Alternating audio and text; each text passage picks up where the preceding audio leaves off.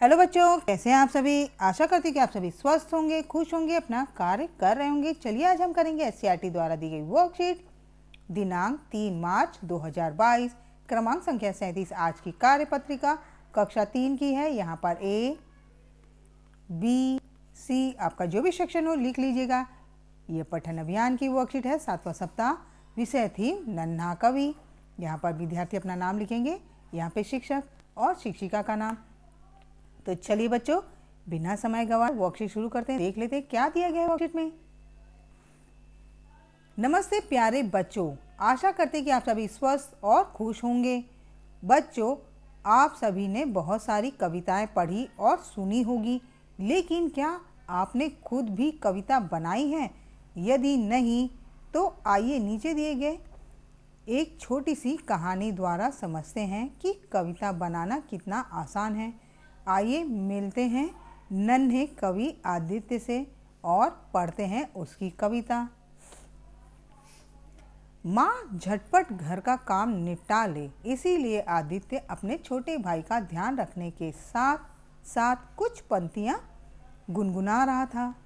तो जो आदित्य है वो अपने छोटे भाई के साथ उसका ध्यान रखने के अलावा वो साथ साथ कुछ पंक्तियाँ गुनगुना रहा था। तो चलिए बच्चों देखते हैं वो क्या गुनगुना रहा था। क्या बनोगे मेरे प्यारे मुन्ना, मम्मी कहती बनोगे टीचर, पापा कहते अफसर, डॉक्टर बनोगे बेटा तुम, दादी कहती अफसर, बोलो बोलो क्या बनोगे मुन्ना।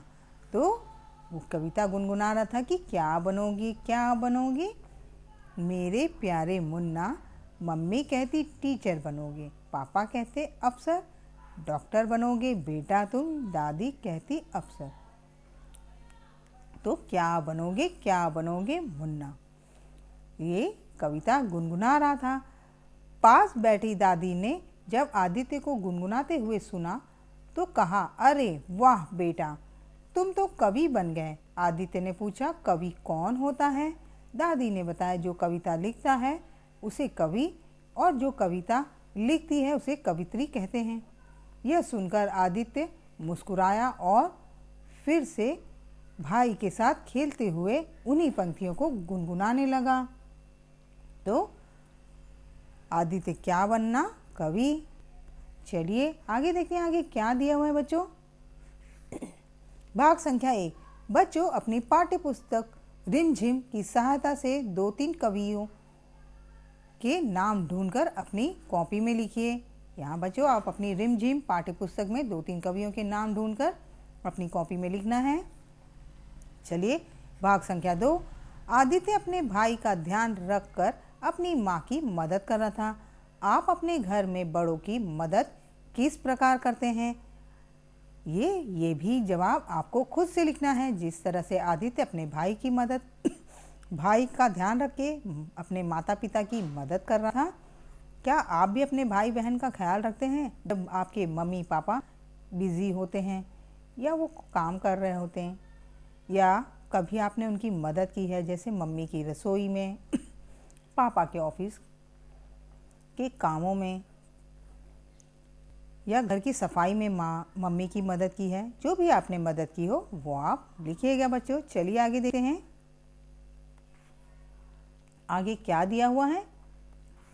आओ बातचीत करें। प्यारे बच्चों, साथ दिए गए चित्र को ध्यान से देखिए। आपको क्या लगता है कि चित्र में दिख रहे बच्चे एक दूसरे से क्या बातें कर रहे होंगे? अनुमान लगाकर उनके संवाद बातचीत को ऊंची आवाज़ में बोलिए और अपने अध्यापक अध्यापिका के साथ साझा कीजिए। यहाँ पे देखिए आपको चित्र दिया, इसे देखकर बताना है ये दोनों क्या बातें कर रहे होंगे आपस में। तो पहला वाला कहता है, आज तो बहुत तेज बारिश हो रही है। आज तो बहुत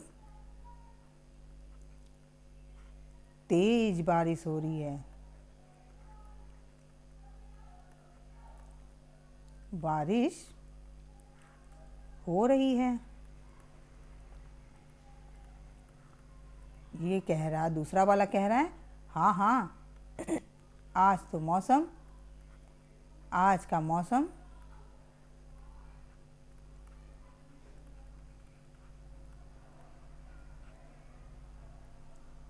तो बारिश वाला है। आज का मौसम कैसा है? बारिश वाला।